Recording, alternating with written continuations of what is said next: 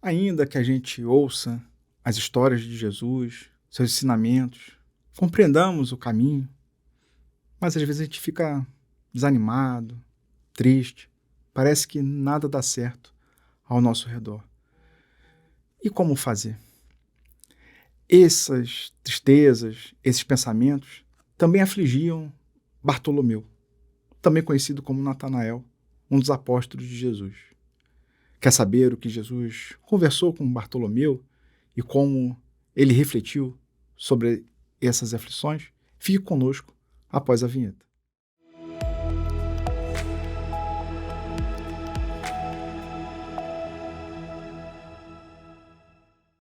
Seja muito bem-vindo, muito bem-vinda ao programa Páginas Espíritas da Comunhão Espírita de Brasília. Estamos aqui no programa fazendo a leitura deste livro, chamado Boa Nova, de autoria de Humberto de Campos, que foi recebido pelo médium Francisco Cândido Xavier. São capítulos que trazem diálogos, reflexões daqueles que seguiam Jesus e como eles se modificaram o seu interior, trazendo as suas aflições, suas angústias, suas dúvidas.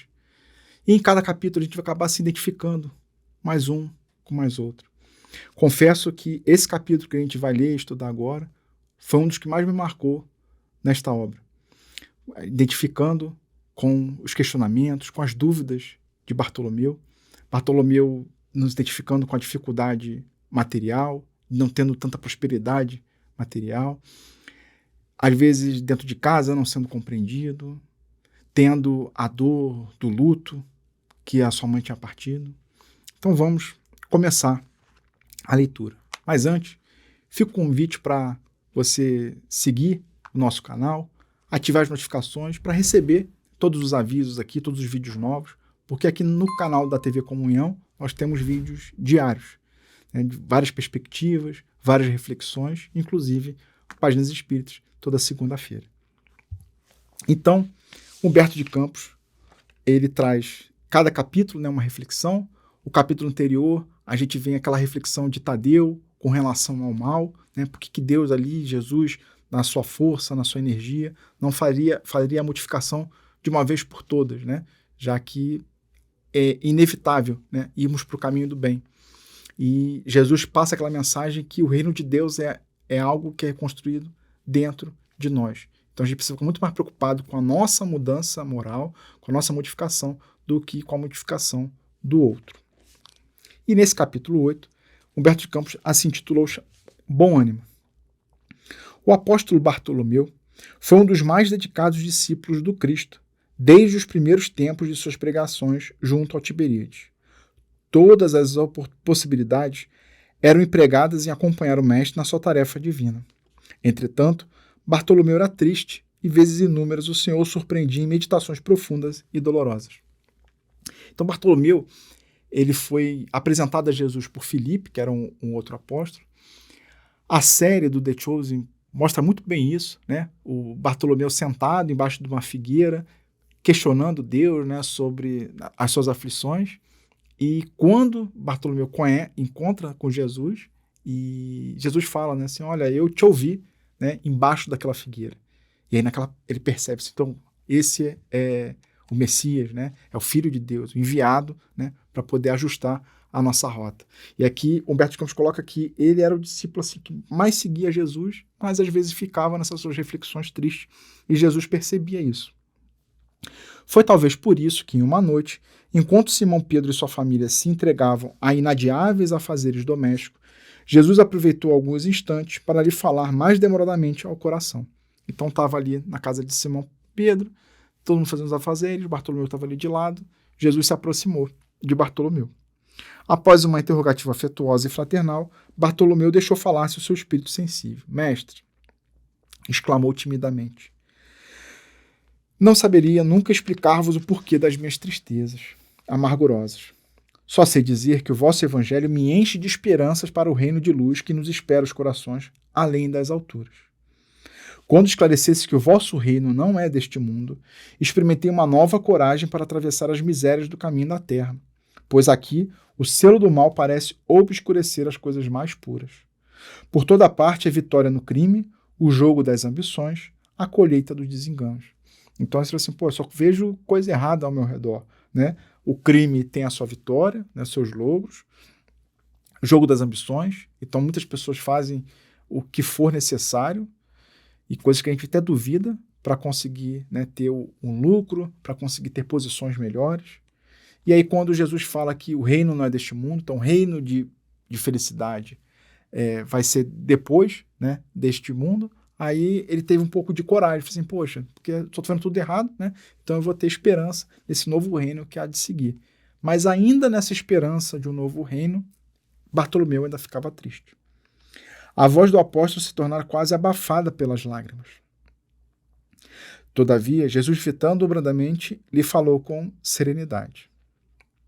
A nossa doutrina, entretanto, é a do evangelho ou da boa nova, né? Porque evangelho significa boa nova, boa notícia. E já viste, Bartolomeu, uma boa notícia não produzir alegria? Então, se essa mensagem do evangelho é uma boa notícia, não tem como a gente ficar triste diante dela. Essa é a pergunta que Jesus faz a Bartolomeu.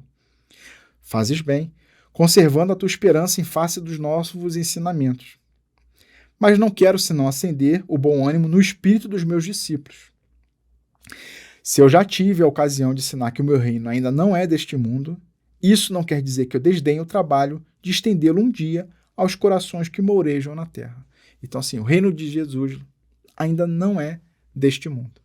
Mas um dia isso acontecerá. É a mensagem que Jesus está colocando aqui para Bartolomeu. Achas, então, que eu teria vindo a este mundo sem essa certeza confortadora? Olha assim, será que Jesus teria vindo à Terra se ele não tivesse a certeza de que a Terra um dia virará um mundo celeste? Por mais longe que isso possa estar, por mais longe que isso possa parecer para nós, essa é a certeza que Jesus tem até os dias atuais.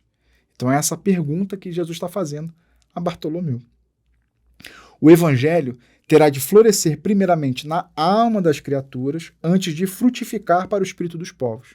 Então é a mesma mensagem. O reino de Deus precisa nascer dentro das almas, dentro de cada um de nós, e aí todos nós modificarmos internamente, aí sim, né, irá frutificar o bom fruto no espírito dos povos.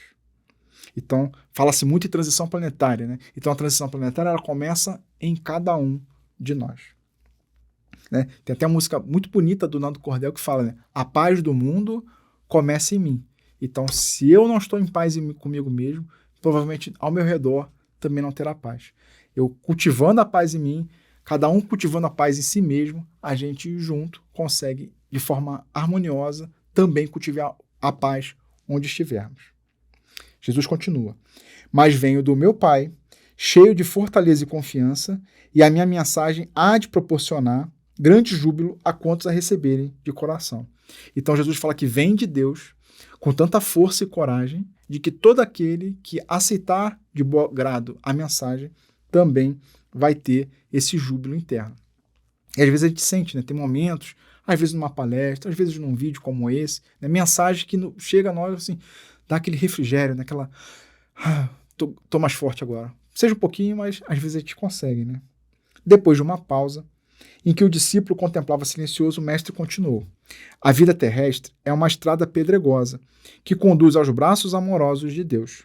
O trabalho é a marcha, a luta comum é a caminhada de cada dia. Então, todo dia a gente vai ter um momento de luta, um momento de desafio, mas a gente precisa seguir em frente. Os instantes deliciosos da manhã e as horas noturnas de serenidade são pontos de repouso. Né? Então, aquele de manhã, se preparando para o café da manhã, o momento da noite que a gente vai dormir, são momentos de repouso no nosso dia a dia.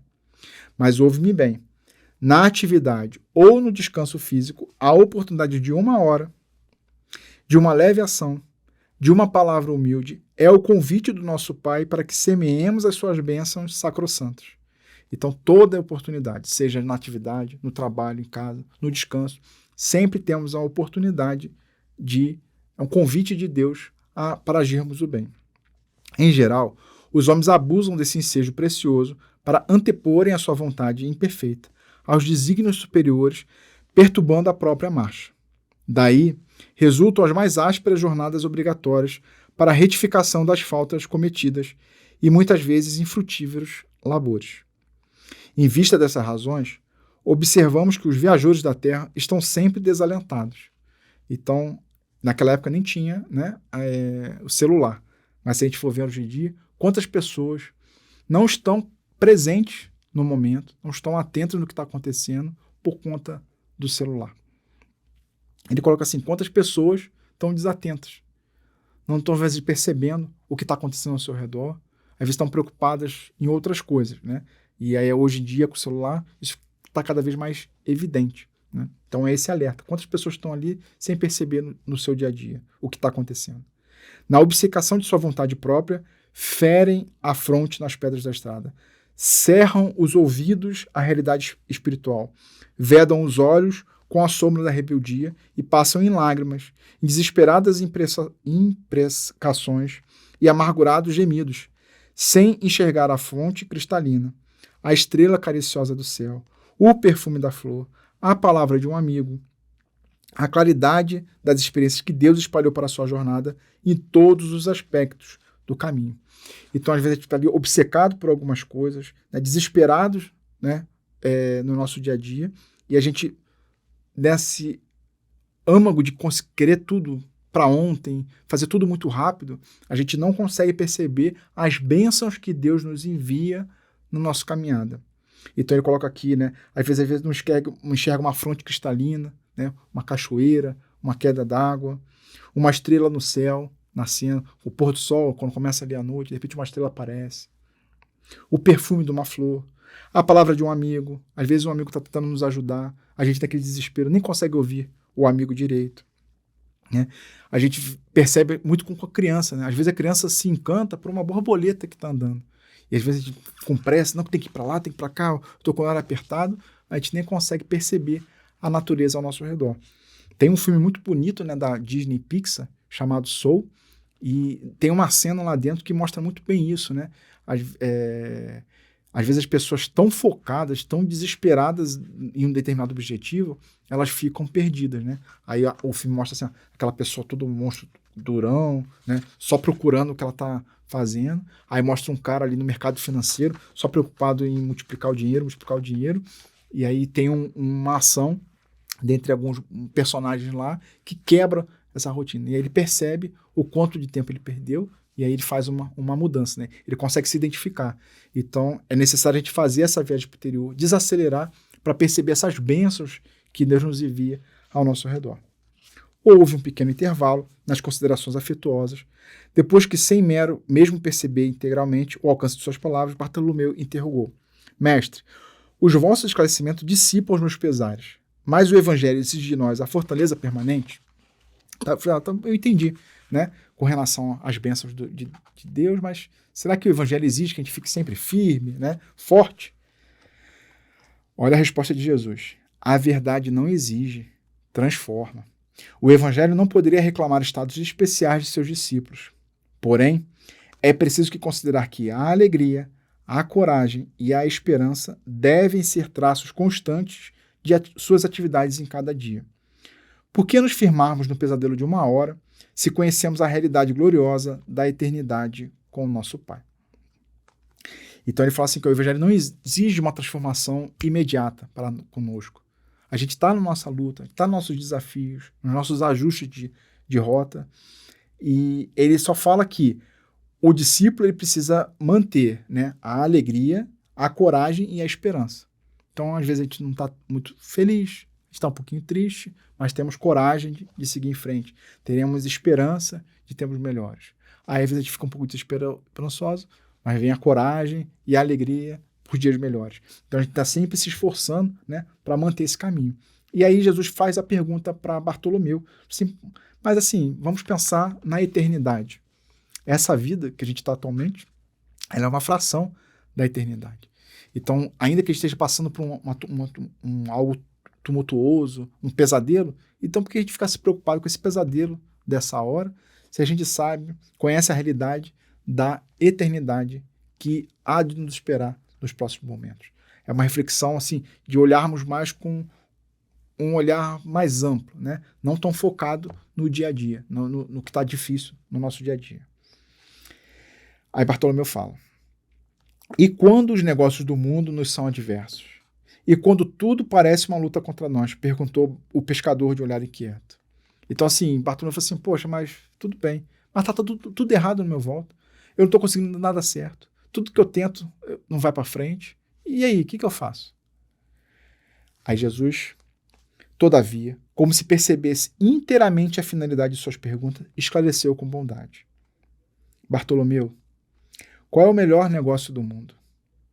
Será a aventura que se efetua a peso de ouro, muitas vezes amordaçando o coração e a consciência, para aumentar as preocupações da vida material, ou seja, aquele desespero de acumular bens materiais, e aí com esse acúmulo há um peso para se conquistar, né? Então, naquele capítulo que fala da fidelidade de Deus, fala assim, ó, o mundo exige uma fidelidade. Por que a gente, esse esforço que muitos de nós está disposto a correr dessa fidelidade para o mundo, por que não fazer esse mesmo esforço para com Deus? Então, se eu estou ali buscando, né, ter uma condição financeira melhor, há um peso, há um custo, né? E muitas das vezes, quando a gente consegue, né, um certo patamar, a gente acaba ficando preso, né, no coração, preso na consciência e mais preocupações, porque quanto mais a gente tem, mais preocupações materiais vai estar em torno de nós. Ele falou assim, será que esse é o melhor negócio do mundo? Ou a iluminação definitiva da alma para Deus, que se realiza tão só pela boa vontade do homem que deseja marchar para o seu amor por entre as urzes do caminho? Então, assim, seria esse acúmulo material ou só a boa vontade de ir ao caminho de Deus só pela boa vontade, né? Que vou marchar para com Deus nos caminhos, né? Nos usos, nas trajetórias do caminho. Aí vem outra pergunta de Jesus. Não será a adversidade dos negócios do mundo um convite amigo para a criatura semear com mais amor? Um apelo indireto que arranque as ilusões da terra para as verdades do reino de Deus? Então Jesus está questionando Bartolomeu assim, olha, está dando tudo errado? Será que a vida não está te convidando a semear com mais amor? Se a gente for ali nos conceitos do Espiritismo, que para todo efeito tem uma causa, se tudo que está ao meu redor é efeito de uma causa anterior, será que isso não está me mostrando que eu semeei lá atrás algo que não foi muito bom? E agora eu estou sendo convidado a perceber e semear com mais amor? Ou outra ponta, será que essas dificuldades materiais que eu estou vivendo não é uma proposta para que eu não fique tão focado nisso, me arranque das ilusões da terra para as verdades do reino de Deus? São perguntas. Bartolomeu guardou aquela resposta no coração. Não, todavia, sem experimentar certa estranheza. E logo, lembrando-se de que sua genitora partira havia pouco tempo para a sombra do túmulo, interpelou ainda ansioso. Mestre, não será justificável a tristeza quando perdemos um ente amado? Aí vem Jesus. Mas quem estará perdido se Deus é o Pai de todos nós? Se os que estão sepultados no lodo do crime hão de vislumbrar um dia a alvorada da redenção, por que lamentarmos em desespero o amigo que partiu ao chamado do Todo-Poderoso? A morte do corpo abre portas de um mundo novo para a alma. Ninguém fica verdadeiramente órfão sobre a terra, como nenhum ser está abandonado, porque tudo é de Deus, e todos somos seus filhos. Eis porque todo discípulo do Evangelho tem de ser um semeador de paz e de alegria.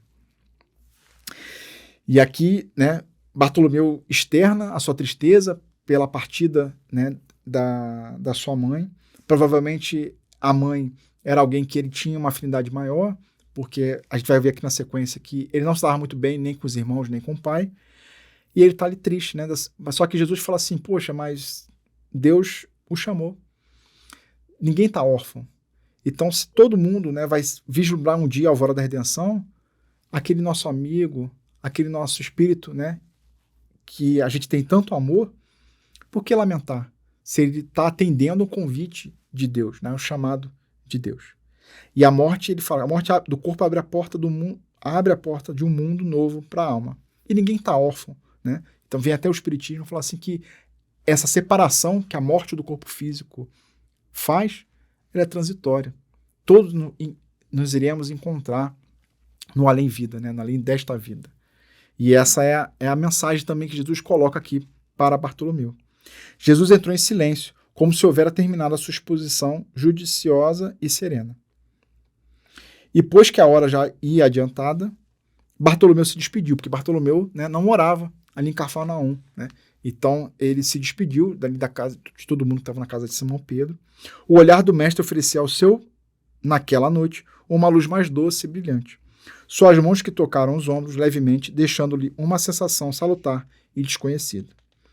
Embora nascido em Caná, na Galiléia, Bartolomeu residia então em Dalmanuta, para onde se dirigiu, meditando gravemente nas lições que havia recebido. À noite, pareceu-lhe formosa como nunca. Então Jesus faz a reflexão, né? Às vezes as pessoas estão na correria e não percebem nada. E aí agora Bartolomeu começa a andar mais sereno e começa a perceber. E ele percebe que a noite estava mais formosa do que nunca. Ou então ele nunca tinha percebido, né, a noite como naquele dia. No alto, as estrelas lhe afiguravam as luzes gloriosas do palácio de Deus, à espera de suas criaturas, como hinos de alegria. As águas do Genezaré aos seus olhos estavam mais plácidas e felizes. Os ventos brandos lhe sussurravam o entendimento. Cariciosas inspirações, como um correio delicado que chegasse do céu. Bartolomeu começou a recordar as razões de suas tristezas intraduzíveis, mas com surpresa não mais as encontrou no coração. Lembrava de haver perdido a afetuosa genitora, né, a mãe dele. Refletiu, porém, com mais amplitude, quando os desígnios da providência divina, Deus não era o pai e a mãe nos céus, recordou os contratempos da vida e ponderou que seus irmãos pelo sangue o aborreciam e o caluniavam. Entretanto, Jesus não era um irmão generoso e sincero? Passou em revista os insucessos materiais. Contudo, que eram as suas pescarias ou a avareza dos negociantes em Betsaida de Cafarnaum, comparados à luz do reino de Deus que ele trabalhava por edificar no coração. Então, todo motivo de tristeza, de amargura, Bartolomeu começou a ponderar todas as bênçãos que ele já recebia e que ainda ia receber vindo do alto. Chegou em casa pela madrugada. Ao longe, os primeiros clarões do sol lhe pareciam mensageiros do conforto celestial. O canto das aves ecoava em um espírito como notas harmoniosas de profunda alegria. O próprio mugido dos bois apresentava nova tonalidade de seus ouvidos. Até o mugido do boi ele começou a ouvir de forma diferente. Sua alma estava agora clara, o coração aliviado e feliz. Ao ranger os gozos da porta, seus irmãos dirigiram impropérios. Então ele abriu a porta, já começaram os irmãos a falar mal dele, acusando de mau filho, de vagabundo e traidor da lei. Traidor da lei aqui porque já identificavam ali Jesus, né, como alguém que estava desvirtuando a lei de Moisés. Bartolomeu, porém, recordou o evangelho e sentiu que só ele tinha bastante alegria para dar aos seus irmãos. Em vez de reagir asperadamente como de outras vezes, porque normalmente a gente faz isso, né? Alguém bate na gente, a gente devolve na mesma energia ou às vezes um pouco maior. Então, ao invés dele fazer isso, como ele já fez outras vezes, ele sorriu com a bondade das explicações amigas. Seu velho pai o acusou igualmente, escorraçando. O apóstolo, no entanto, achou natural. Seu pai não conhecia Jesus e ele o conhecia. Não conseguindo esclarecer, os guardou nos bens do silêncio e achou-se na posse de uma alegria nova. Depois de repousar alguns momentos, tomou as suas redes velhas e demandou sua barca. Então ele ouviu em silêncio, não replicou, né? Passou, repousou um pouquinho, pegou a rede e foi pescar. Teve para todos os companheiros de serviço uma frase consoladora e amiga. Então os companheiros pescadores, né? Sempre uma palavra amiga, uma palavra de consolo.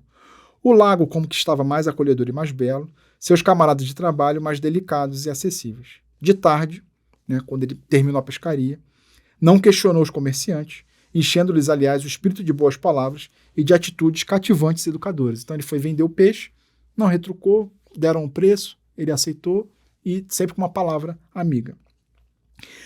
Bartolomeu havia convertido todos os desalentos num cântico de alegria, ao sopro regenerador dos ensinamentos do Cristo. Todos o observaram com admiração, exceto Jesus, que conhecia com júbilo a nova atitude mental do seu discípulo.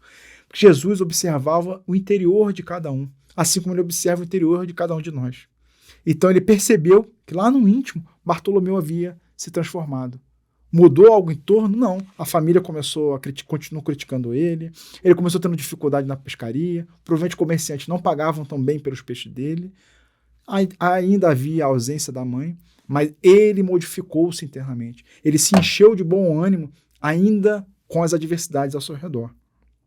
No sábado seguinte, o mestre demandou às margens do lago, cercado de seus numerosos seguidores. Ali aglomeravam-se homens e mulheres do povo, judeus e funcionários de Antipas, a parte de grande número de soldados romanos. Então, muita gente estava em torno para ouvir Jesus.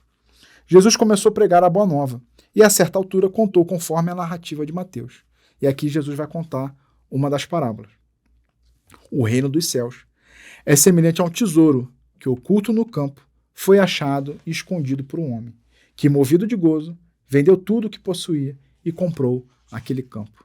E aqui é conhecido como a parábola do tesouro escondido, né? Então ele se desfez. Né? Aqui ele usa a analogia, né, da compra, mas não é uma compra física, né? É algo espiritual. Então ele se desfez das coisas do mundo, daquelas preocupações, e comprou todo aquele campo, né? Nessa proposta de conquistar o reino do coração. Nesse instante, o olhar do mestre pousou sobre Bartolomeu, que o contemplava embevecido. A luz branda dos seus olhos generosos penetrou fundo no íntimo do apóstolo, pela ternura que evidenciava, e o pescador humilde compreendeu a delicada alusão ao ensinamento. Então, Bartolomeu percebeu que aquela parábola estava sendo direcionada para ele. Experimentando a alma leve e satisfeita, depois de haver alijado todas as vaidades de que ainda não se desfizeram, tá vendo? Está se desfazendo dos bens terrenos, para adquirir o tesouro divino no campo infinito da vida. Enviando a Jesus um olhar de amor e reconhecimento, Bartolomeu limpou uma lágrima. Era a primeira vez que chorava de alegria. O pescador de Dalmanuta aderira para sempre aos eternos júbilos do Evangelho do Reino. Então, nesse capítulo, né, a gente vê ali Bartolomeu como muitas vezes a gente fica, né, triste, sem muita esperança. Às vezes entramos em quadros de depressão. Às vezes é difícil sair de um quadro de depressão. Precisamos de ajuda de companheiros, às vezes de profissionais da área da saúde.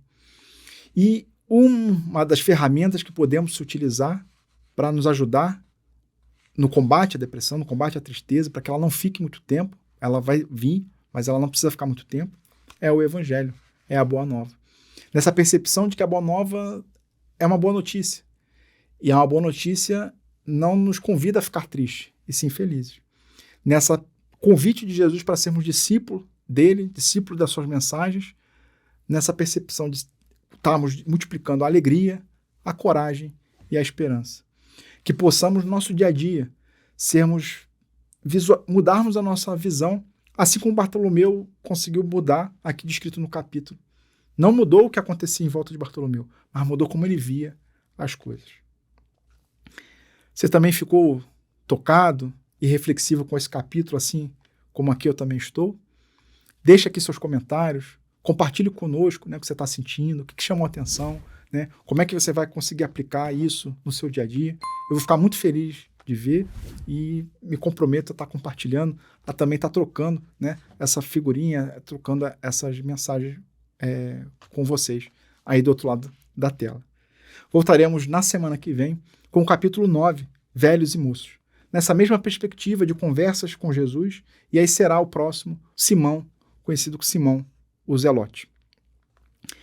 Que a gente possa ter uma boa semana, todos, né, sendo abençoados em suas casas, no seu dia a dia, e até lá.